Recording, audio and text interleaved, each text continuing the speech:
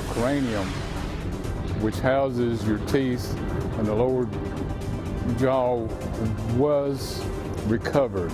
Skeletal remains are found near Whitley County Pond. We're tracking this investigation. Twin toddlers and their grandfather all hit and killed while on a walk. The latest on the investigation is police try to figure out how it happened.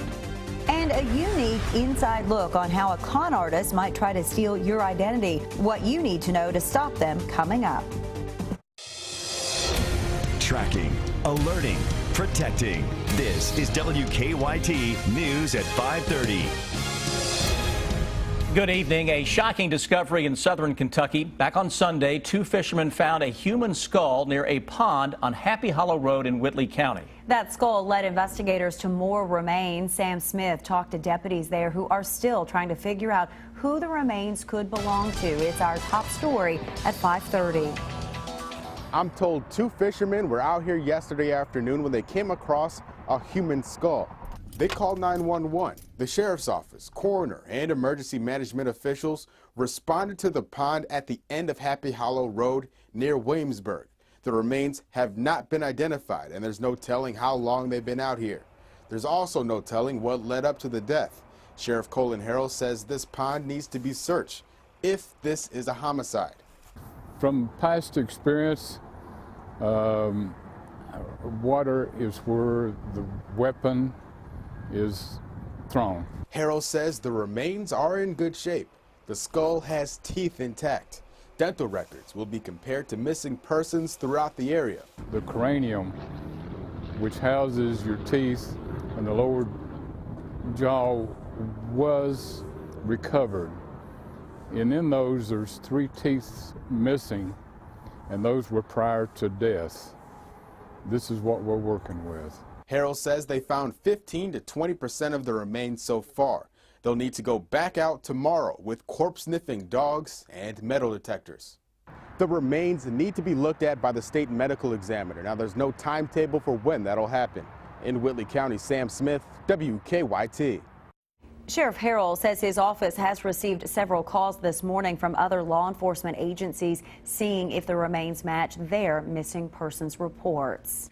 Police continue to investigate a tragic accident that happened over the weekend in northern Kentucky. A grandfather and 2 of his grandchildren died after being hit by a car. The accident happened Sunday afternoon in Boone County. Jennifer Palumbo is tracking the investigation from the live desk. Jennifer?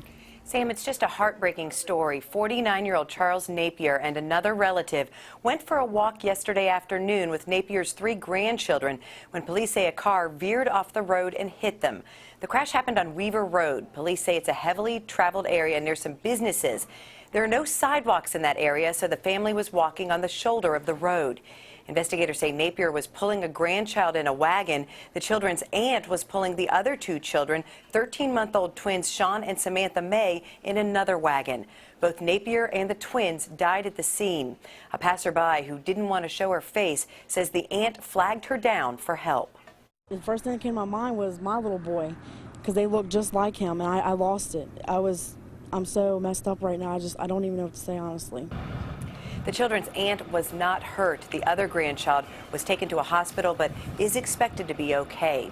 So far, charges have not been filed against the 22-year-old driver who hit the family. We're told she is cooperating with the investigation. Police told a Cincinnati TV station they did confiscate her phone to determine if she was texting at the time of the crash. At the live desk, Jennifer Palumbo, WKYT.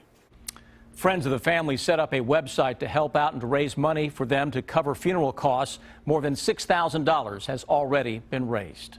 It will be weeks until we know if a man will be charged in a deadly shooting that happened Saturday. Our county-by-county coverage at 5:30 begins in Bath County. State police say 36-year-old Jeremy Clark and 20-year-old Travis Beecraft were arguing over Clark's dog. Troopers tell us Clark was trying to break into Beecraft's home when Beecraft shot him. They're waiting on toxicology results before they send the case to the grand jury.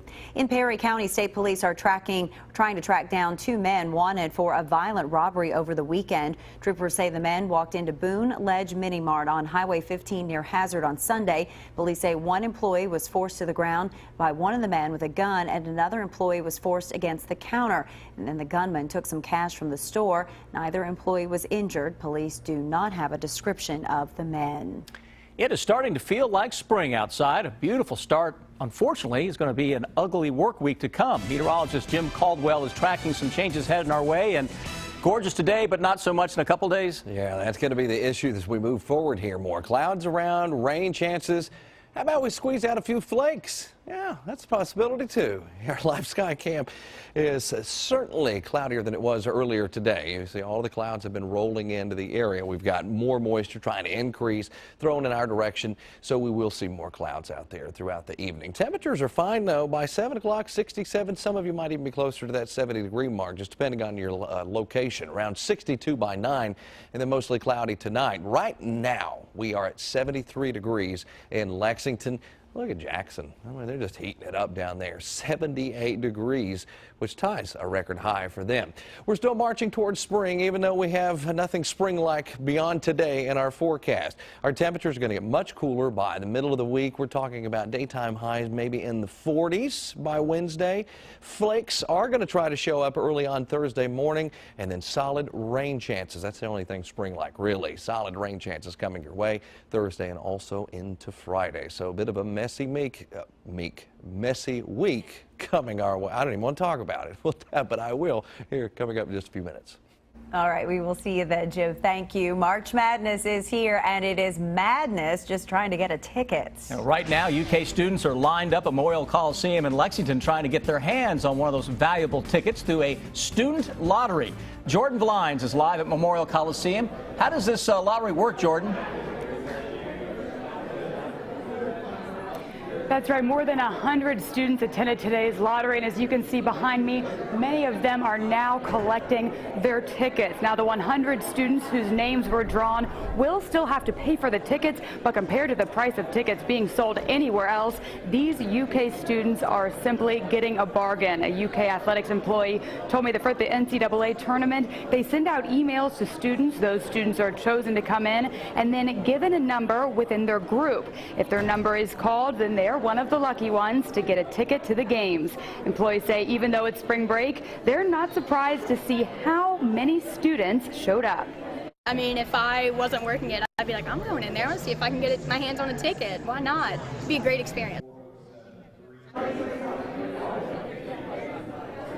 Now, the tickets given out for today's lottery will only apply to Thursday's game. Live in Lexington, Jordan Vlines, WKYT. Thank you, Jordan. And if you do not have a ticket or you'd rather watch the tournament at home, we have times and channels for all the games listed on WKYT.com. Tuition at the University of Kentucky is going up, but not as much as it has in the past. Today, the Board of Trustees approved a 3% increase for the fall of 2015, which brings UK's first-year tuition to $10,780. That increase will bring the average rate of increase for the last 4 years to 4.25%. From 2005 to 2008, tuition increased 10%. Well, the snow may be gone, but now we're still seeing the effects of the winter in our roads. Potholes can be found on main roads, side streets, highways, and interstates. And today, road crews shifted their attention to repairing them. The potholes were temporarily filled during the freezing temperatures, but now those patches need to be filled with asphalt. There are some things you need to know to avoid ending up a victim of identity theft. The case we're about to describe to you describes one situation that should set off alarm bells. She will pose herself as either she's from a utility company or a telephone company, wireless company, and she'll tell the elderly victim that, hey, you know, you have an nominal fee, like $4.55 you owe, and in order for your service not to be shut off today, you got to go ahead and pay it. The caller then offers to take the victim's credit card information. She tries to use social engineering just to obtain other personal identifying information, whether it be date of birth, social security number, all those types of things. Once she gets that information, the identity thief calls the victim's credit card company. She adds herself on as an authorized user. She changes the billing address and has a second card mailed to her. And then from there, she'll go out and make fraudulent purchases underneath that person's credit card. Postal inspectors say a suspect running a scam like this one conned more than 70 victims out of thousands of dollars. She's made over $100,000 doing this scam in a matter of a couple years, so no reason to go out and work when you can make that kind of money and just talking on the phone. Inspectors say the suspect's strategy led to the large number of victims. The reason being is most people are more likely to say, oh, okay, I'll go ahead and pay that right now. I have $4.22 on my bank card. So that way they're going to use something small that you're more willing to say, oh, I want to pay that right now and be done so I don't lose my service. The best advice, if you receive a call from someone asking for your credit card number, hang up and call them back. The company's not going to just call you and say, hey, we're going to shut your service off today without you prior knowing that already, and not being late on a bill. Postal inspectors want to remind you to check your monthly credit card statements or check your accounts more often online, which will allow you to identify any problems right away. Follow WKYT online at WKYT.com. Join the conversation on Twitter and become a part of the WKYT Facebook family. Senate Majority Leader Mitch McConnell defends a Republican letter sent to the government of Iran. And Senator Rand Paul is setting up in Texas just before he's set to make a decision about a presidential run. Bill Bryant tells us why Senator Paul chose the Lone Star State in the bottom line. Good evening. Republican candidate for Governor Will T. Scott, who is running last in current polling, found a way to get some attention today. He jumped out of a plane in Louisville. Scott says it is to call attention to his extensive platform centered on veterans that he released today. Scott says the state doesn't do enough for those who have served the country. The former Supreme Court justice is from Pikeville, but he's been traveling the state extensively in his quest for the GOP nomination. Senate Majority Leader Mitch McConnell went on CNN over the weekend and defended the Republican letter signed by 47 GOP senators and sent to the government of Iran. He told the Iranian government that any deal on nuclear weapons that it reaches with the Obama administration could be canceled the day the president leaves office. But the point is the substance of the matter. Are they or are they not about to make a very bad deal that will allow the Iranians, one of the worst regimes in the world, to continue to have their nuclear infrastructure? The same country that's fomenting problems in Syria, in Lebanon, in Gaza, in Yemen. Some Republicans have backtracked. Senator Ron Johnson of Wisconsin says the letter may have been a tactical error. And Senator John McCain says his fellow Republicans should have given more consideration before sending the letter to Iran. Apparently it did come up during Secretary of State John Kerry's negotiations with Iranian representatives today. Well, Kentucky's other senator, Rand Paul, opened an office in Austin, Texas today to get his message out in the Lone Star State. Texas holds an early presidential primary of March 1st next year. Paul grew up there. His father, Ron Paul, was a congressman from there for decades. Paul made an appeal to young voters in Texas at the South by Southwest Festival. Paul says he'll announce a decision about whether he's in the 2016 run for the White House early next month. Lexington's City Council will hold a confirmation hearing at noon tomorrow for one of its own. First District Councilman Chris Ford has been appointed by Mayor Jim Gray to be Social Services Commissioner. If Ford is confirmed, the mayor will appoint a new council member for the First District. Bill Bryant, WKYT. Lexington police are cracking down on speeding, hoping to convince people to slow down. Officers started targeting speeders today and will keep doing so through Wednesday. Target areas include stretches of Man o' War Boulevard, Versailles Road, and New Circle Road. Signs have been put up warning drivers of the extra police presence.